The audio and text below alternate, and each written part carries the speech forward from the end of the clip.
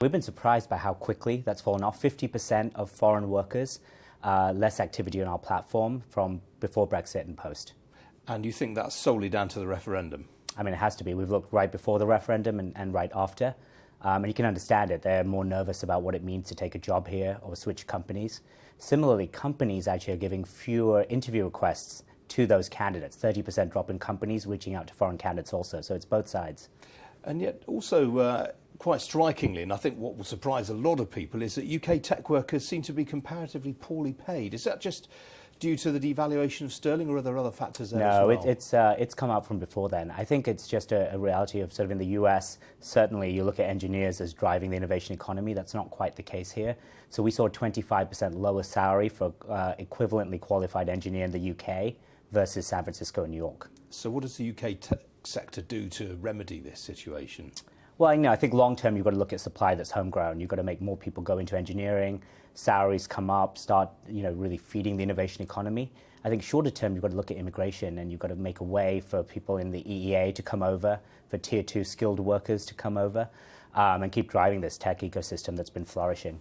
How do you square that with the Prime Minister's pledge to retain a target on migration? Yeah, look, it's going to be challenging. I think there's a lot of talk about whether that target can be met.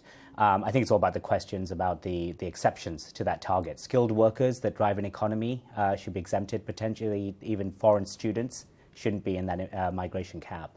And what about the kind of countries that we are still attracting talent from? Have you got much of an insight into who is still coming? Yeah, so look, you're still getting stuff from the EU. People still want to come. They're just a little bit reluctant about without knowing the rules right now. But people from the US, we find that London is the #1 place outside of San Francisco that people want to go. That doesn't sound too much like a crisis then. It doesn't, but the thing that concerned us in this study was when you talk to the UK workers that are in the tech economy, 70% of them are thinking of leaving, most of them to Europe, some to the States.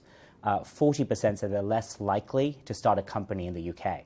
So right now things look good. Our London office is breaking all records, but longer term there's storm clouds on the horizon if you can't keep drawing the talent that you need, either in or keeping the talent you have here. And Australia looks to be quite a popular destination for British tech workers looking to go overseas. Yes, absolutely. So Australia has been open arms to the tech ecosystem, very desirable place to live, and I think with Brexit we've seen an uptick in interest in Australia. Do you think there's any chance that employers are going to remedy this anytime soon? I mean, you highlight the fact that fewer offers are being made to overseas tech workers. Do you think that will change once research like this becomes apparent? Yeah, it's a great question. Look, I think once we get more clarity about what's going to happen, once the election happens, there's a mandate, there's some clarity on immigration policy, I think companies will get back to hiring foreign workers. They need them to succeed. I do think what will happen, though, is companies will start looking a little bit broader for great talent. So rather than just zeroing in on a few schools or requiring that everyone has a graduate degree in computer science, they might look for people that don't have those priorities but still are very good. Are you surprised that wages in the UK tech sector are so relatively depressed, given the demand that we still have in this country for tech workers? Yeah, we are. I mean, we would have imagined we would have done what's happened in the US, which is it's gone up as demand has gone up, and it's stayed quite stubbornly flat. And I think there's a lot of reasons for it. One of it is I think that there's just graduates don't want to go into engineering nearly as much. And so, I think once you sort of fix this supply and demand imbalance a little bit, you should start seeing more people go into engineering. Salaries also start going up to attract more to come in, and the tech ecosystem continue to grow.